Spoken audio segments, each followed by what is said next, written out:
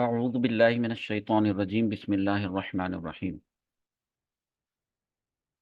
Screen پہ آپ کو سورۃ الفاتحہ لکھی ہوئی نظر آ رہی ہے۔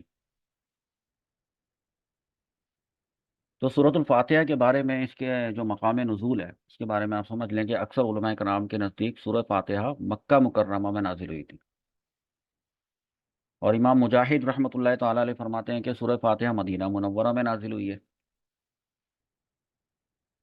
اور ایک قول یہ ہے کہ سورۃ فاتحہ 2 مرتبہ نازل ہوئی ہے، ایک مرتبہ مکہ مکرمہ میں اور دوسری مرتبہ مدینہ منورہ میں نازل ہوئی ہے۔ اس صورت میں ایک رکوع ہے، 7 آیتیں ہیں، 27 کلمے ہیں اور 140 حروف ہیں۔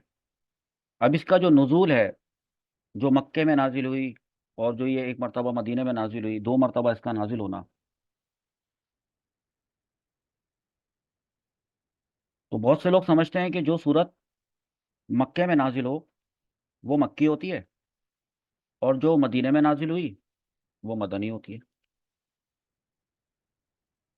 اس بات کو میں آپ کو ذرا آسان انداز میں سمجھا دیتا ہوں۔ آپ نے ویسے بھی قرآن کریم کی مختلف صورتوں کے عنوان میں دیکھا ہوگا کہ کسی صورت کے اوپر مکی لکھا ہوتا ہے اور کسی کے اوپر اس کے ساتھ مدنی لکھا ہوتا ہے۔ تو مطلب اصل میں یہ ہے کہ حضور اکرم صلی اللہ تعالی علیہ وسلم کے مکے سے مدینے ہجرت کرنے سے پہلے، ہجرت کی تھی نا مدینے مدینہ طیبہ میں پہنچنے سے پہلے پہلے جو نازل ہوئی نا، ان کو مکی صورتیں کہا جاتا ہے۔ جو جیسے کہ وہ آپ یہ سمجھ رہے ہیں نا کہ مکے میں نازل ہوئی وہ مکی اور جو مدینے میں نازل ہوئی وہ مدنی، لیکن مفسرین کرام فرماتے ہیں یہ بات درست نہیں ہے، کیونکہ کئی آیتیں ایسی ہیں جو شہر مکہ میں نازل نہیں ہوئی، لیکن چونکہ وہ ہجرت سے پہلے نازل ہو چکی تھیں اس لیے ان کو مکی کہا جاتا آیات کو۔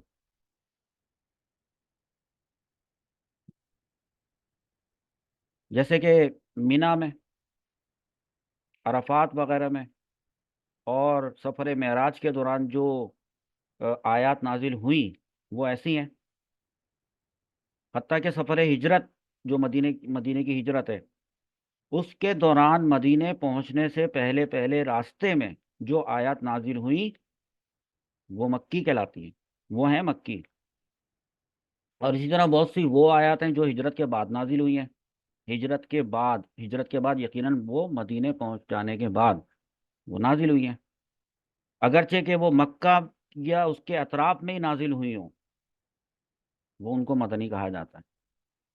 مکے ہی میں چونکہ نازل ہوئی ہوں یا مکے کے اطراف میں نازل ہوئی ہوں، ان کو مدنی کہا جاتا ہے، کیونکہ وہ ٹائم وہ ہے جو کہ ہجرت کے بعد کا ٹائم۔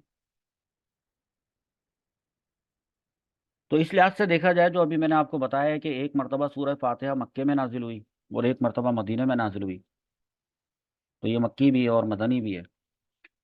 اب اس کا نام فاتحہ، نام اس کا فاتحہ رکھا ہے۔ ویسے میں آپ کو بتاؤں اس کے 15 نام ہیں سورہ فاتحہ کے۔ سورت کا جو لفظ ہے اس کا مطلب ہوتا ہے بلند چیز، آیت کا مطلب ہوتا ہے نشانی۔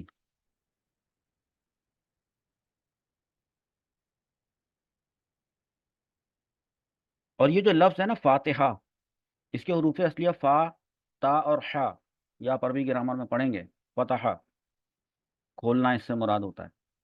فاتحتن ہے اصل میں صحیح لفظ، فاتحتن، ٹھیک ہے، فاتحتن کھولنے والی، اور اس کے شروع میں الف لام لگ گیا، الفاتحتن نہیں ہوگا، الفاتحتو ہوگا، آخر سے تنوین ہٹ جائے گی۔ الفاتحتو کھولنے والی، کیا کھولنے والی؟ سورہ فاتحہ سے قرآن پاک کی تلاوت شروع کی جاتی ہے، یہ تو پتہ ہے نا آپ کو، جیسے کہ ابھی ہم کر رہے ہیں، اور اسی صورت سے قرآن پاک لکھنے کی ابتدا بھی کی جاتی ہے۔ ابتدا کا ورڈ ذہن میں رکھیں، ابتدا، اس لیے اسے فاتحۃ الکتاب یعنی کتاب کی ابتدا کرنے والی کہتے ہیں، فاتحۃ الکتاب۔ किताब से मुराद कुरान। आप गौर करें कि इस सूरत की जो इब्तिदा है, अऊज़ु बिल्लाहि मिनश शैतानिर रजीम बिस्मिल्लाहिर रहमानिर रहीम के बाद जैसे ही आप सूरतुल फातिहा शुरू करते हैं, तो इस सूरत की इब्तिदा अल्हम्दुलिल्लाह से हुई है, अल्हम्दुलिल्लाह। तो इसी मुनासिबत से इस सूरत को सूरतुल हम्द, यानी वो सूरत जिसमें अल्लाह ताला की हम्द बयान की गई, सूरतुल हम्द भी कहते हैं। तो जब आप अपने नोट्स बना रहे हो और वीडियोस, जब आप अभी नहीं, अभी ना लिखें, जब आप इसको ये रिकॉर्डेड वीडियो की फॉर्म में मिल जाए सबक, तो तब आप इसको पॉज कर करके रोक रोक के तो काम की बातें नोट करें। जैसे कि अभी आपने दो बातें सीखी हैं कि इसको फातिहतुल किताब भी कहते हैं, पहली बात, और दूसरी बात आपने सीखी है कि इसको सूरतुल हम्द भी कहते हैं।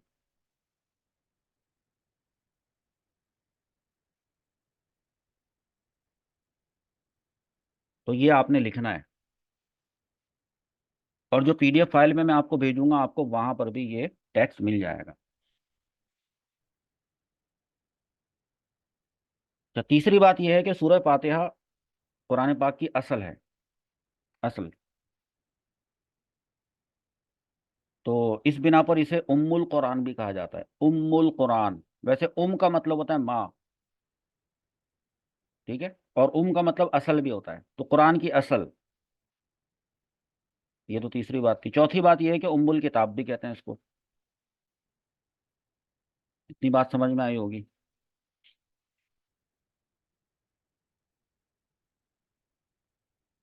जब आप इसका तर्जमा पढ़ेंगे अभी, तो आपको पता चलेगा इसमें क्या क्या है। जो अभी बताया ना कि इसमें जो ये 7 आयात हैं, इन 7 आयात का जब मजमूई तौर पे आप पढ़ेंगे, तो आपको पता चलेगा दीन के जो बेसिक उमूर हैं, बुनियादी, जो दीन के जो पिलर्स हैं। तो ये पूरी एक जामे उस सूरत है उसकी, कंप्लीट कहें, मुकम्मल कहें, दीन के बुनियादी उमूर बताने में। तो इस वजह से इसको सूरतुल कंज, कंज, कंज खजाने को कहते हैं। सूरतुल वाफिया और सूरतुल काफिया, इसको ये भी कहते हैं। आपने सुना होगा कि इसकी फजीलत है कि इस सूरत में शिफा है। हुज़ूर अकरम सल्लल्लाहु ताला अलैहि वसल्लम की अभी मैं आपको हदीस बताऊंगा, और यकीनन सूरह फातिहा में शिफा है। इस वजह से कि ये शिफा का बाइस होने की वजह से इसे सूरतुल शिफा भी कहते हैं। और शिफा से ही वर्ड निकला है शाफिया, शाफी, तो इसको सूरतुल शाफिया भी कहते हैं।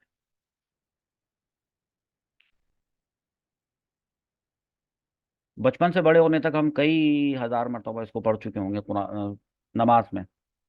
मालूम है हमें, इसके अंदर हम दुआ भी करते हैं इसमें, इय्याका नअबुदु व इय्याका नस्तईन के बाद हम ये दुआ करते हैं कि इहदिनस सिरातल मुस्तकीम। ये जो दुआ है, तो चूंकि इसमें दुआ इंक्लूडेड है, इस सूरत में दुआ शामिल है, तो दुआ पर मुश्तमिल होने की वजह से इसे सूरतुद दुआ भी कहते हैं। दुआ पर मुश्तमिल होने की वजह से इसको सूरतुल मुनाजात भी कहते हैं, मुनाजात। ये सारा टेक्स्ट वहां पे लिखा है।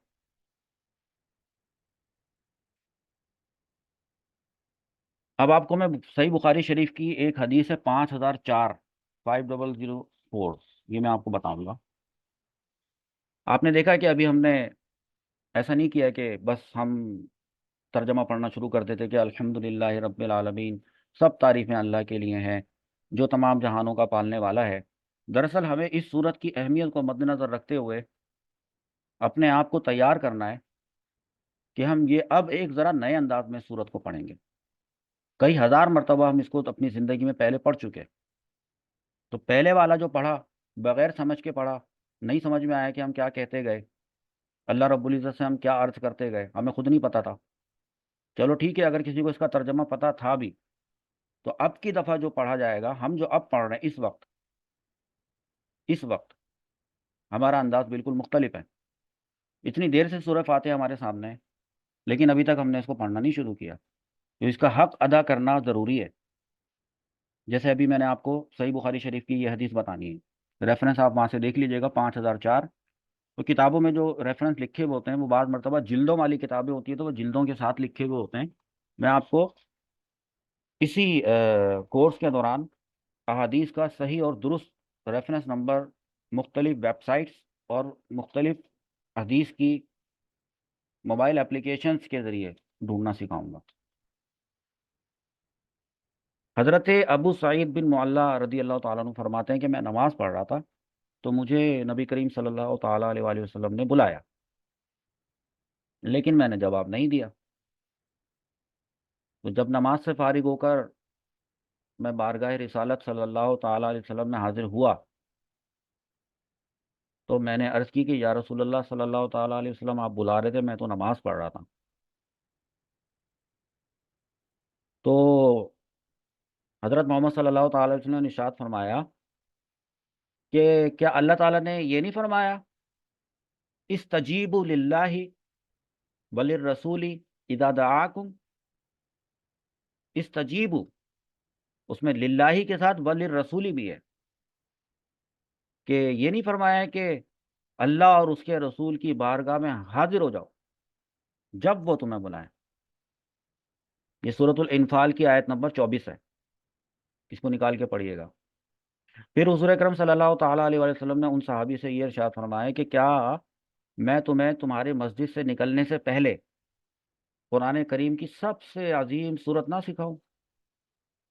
پھر آپ صلی اللہ تعالی وسلم، صحابی فرماتے ہیں حضرت ابو سعید بن معلہ فرماتے ہیں کہ پھر آپ صلی اللہ تعالیٰ علیہ وسلم نے میرا ہاتھ پکڑ لیا، اور جب ہم نے نکلنے کا ارادہ کیا تو میں نے عرض کی کہ یا رسول اللہ صلی اللہ تعالی وسلم، آپ نے فرمایا تھا کہ میں ضرور تمہیں قرآن مجید کی سب سے عظیم صورت سکھاؤں گا.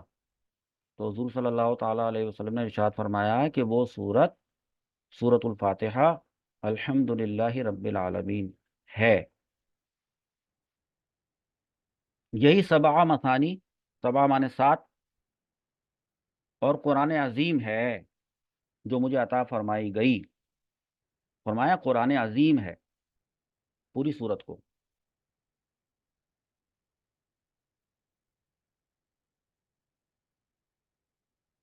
حضرت عبداللہ بن عباس رضی اللہ تعالی عنہما،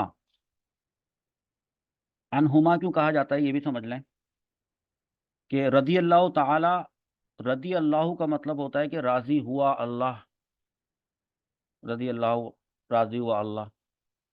اور اسی کیونکہ فعل ماضی کا صیغہ ہے، دعا کے لیے بھی استعمال کیا جاتا ہے، تو دعا بنے گی کہ راضی ہو اللہ. انہو، انہو جو ہو ضمیر ہوتی ہے اس کا مطلب ہوتا ہے اس سے، وہ ایک مرد سے. تو ایک صحابی کا اگر نام لیتے ہیں تو کہا جائے گا انہو، ہو کہا جائے گا. اور اگر دو صحابیوں کے نام لیں گے، دو، تو جو ضمیر آتی ہے وہ ہما ہوتی ہے، تو ہم انہو کی جگہ انہما کہیں گے. میں نے ابھی حضرت عبداللہ بن عباس رضی اللہ تعالی عنہما کہا تھا.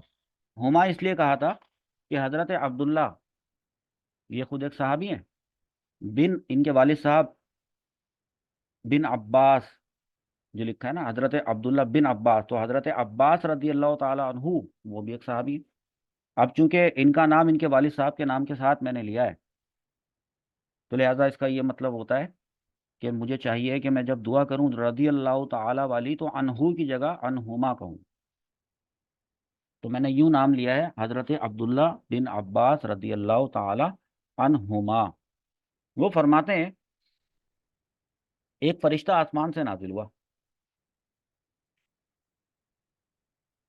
اور اس نے حضرت محمد صلی اللہ تعالی علیہ وسلم کی بارگاہ میں سلام پیش کر کے عرض کی کہ یا رسول اللہ صلی اللہ تعالی علیہ وسلم، آپ کو ان دو نوروں کی بشارت ہو، خوشخبری، جو آپ کے علاوہ کسی نبی کو عطا نہیں کیے گئے، کسی نبی کو عطا نہیں کیے گئے.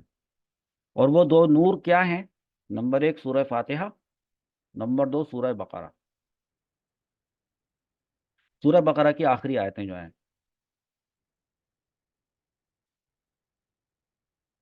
حضرت عبداللہ ابن عباس رضی اللہ تعالی عنہما کی جو یہ حدیث ہے یہ مسلم، صحیح مسلم میں آپ کو ملے گی.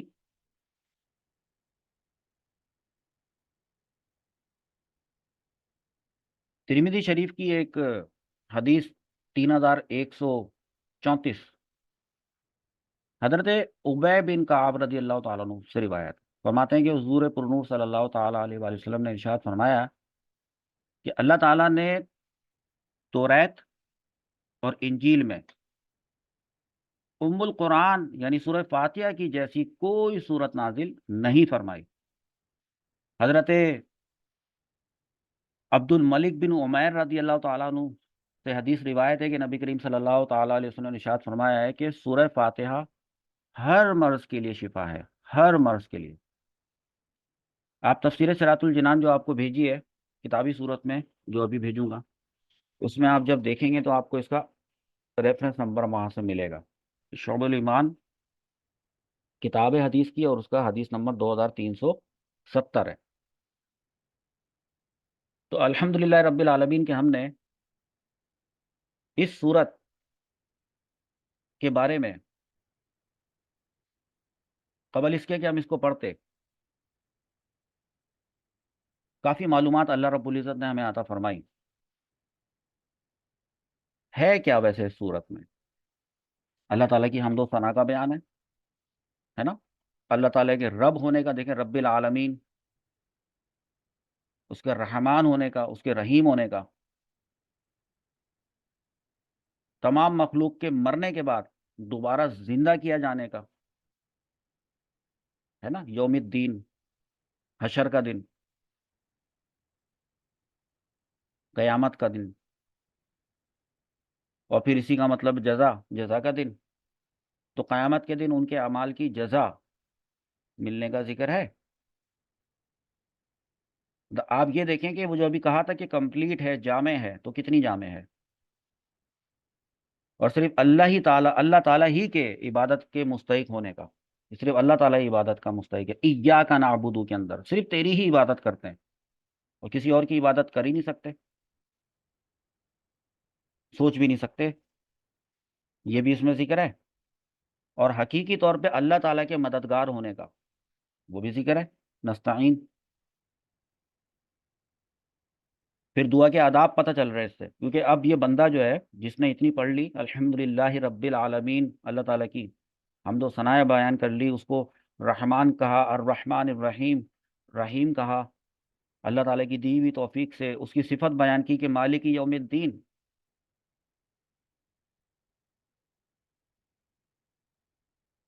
ये क्यों कर रहा है वो बंदा अल्लाह ताला से?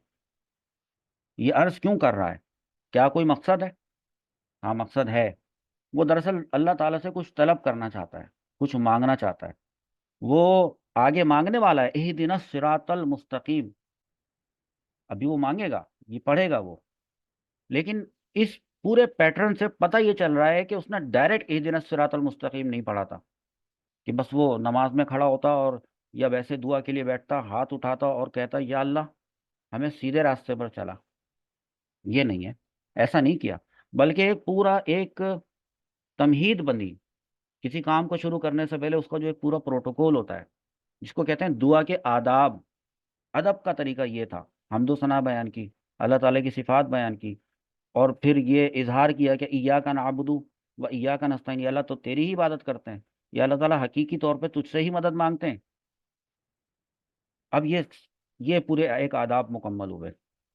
उसके बाद अल्लाह ताला से दीन हक और सिरात मुस्तकीम की तरफ हिदायत मिलने, ये जो इहदिनस सिरातल मुस्तकीम है, और सिरातल लज़ीना अनअमता अलैहिम, उन लोगों का रास्ता जिन पर तूने अपना एहसान किया, नेक लोगों के हाल से मुवाफ़क़त, और फिर गैरिल मग़दूबी, गज़ब किए हुए लोगों का नहीं, जिन पे तूने अपना गज़ब किया, अलैहिम, जिन पर, वलद्दॉलिन, और ना बहके हुए लोगों का रास्ता। तो गुमराहों से इज्तिनाब की दुआ ये भी मांगना है, मांग ली इसके अंदर। तो ये चंद वो चीज़ें बयान की हैं जिनका सूरह फातिहा में तस्करा है। वैसे ये डायरेक्ट डायरेक्ट तस्करा है, डायरेक्टली इसके अंदर है जो मैंने अभी आपको बताया। तो कभी कभार ऐसा होता है कि एक डायरेक्ट बात होती है और कभी होती है इनडायरेक्ट बात। इनडायरेक्ट उसको कहते हैं इजमाली तौर पर। इनडायरेक्टली भी इस सूरत में बेशुमार चीज़ों का बयान है, इनडायरेक्टली। حضرت علی رضی اللہ تعالیٰ عنہ فرماتے ہیں کہ اگر میں چاہوں تو سورت فاتحہ کی تفسیر سے 70 اونٹ بھروا دوں. کتنی بڑی بات ہے یہ.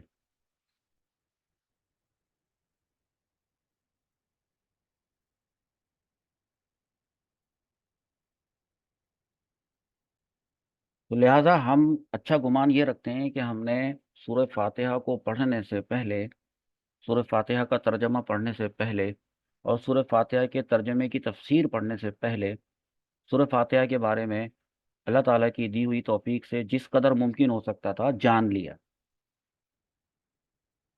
جان لیا ہم نے الحمدللہ. اس کے بعد جیسے ابھی میں نے دل سے کہا الحمدللہ، اور یہ اتفاق سے میں نے اللہ کا شکر ادا کرنے کے لیے کہا ہے. اور جب ہم سورہ فاتحہ کا ترجمہ پڑھیں گے اور الحمدللہ اس میں بھی آیا ہے، شروعات ہی اسی سے ہو رہی ہے، تو ہم اس کا ترجمہ پڑھیں گے تمام تعریفیں حمد کا ترجمہ کریں گے. تو میں آپ کو حمد کا دوسرا بھی ترجمہ بتاؤں گا جو کہ صحیح اور درست ترجمہ وہ بھی ہے اور یہ بھی ہے، یعنی شکر، تمام شکر، الحمدللہ ہی تمام تعریفیں اللہ کے لیے ہیں، اور تمام شکر ادا جو ہم کرتے ہیں وہ خاص اللہ ہی کے لیے ہیں. جب ہم سورہ فاتحہ کا ترجمہ اور تفسیر شروع کریں گے تو اس سے پہلے کہ ہم سورہ فاتحہ کا ترجمہ اور تفسیر شروع کر دیں، ہم بسم اللہ الرحمن الرحیم کے بارے میں پڑھیں گے کہ بسم اللہ الرحمن الرحیم دراصل کیا ہے اور قرآن پاک کی ابتدا میں کیوں لکھا گیا ہے. ہم یہاں سے شروع کریں گے اور انشاءاللہ عز و جل بسم اللہ الرحمن الرحیم اب ہمارا جو اگلا سیشن ہوگا وہاں سے شروع ہوگا. آج کا سیشن جو تھا وہ سورۃ الفاتحہ کی اہمیت اور اس کی فضیلت اور اس کے بارے میں دیگر معلومات، اللہ تعالیٰ نے ہمیں اس میں کامیاب فرمایا. تو اب ہم چلتے ہیں بسم اللہ الرحمن الرحیم کے بارے میں جاننے کے لیے.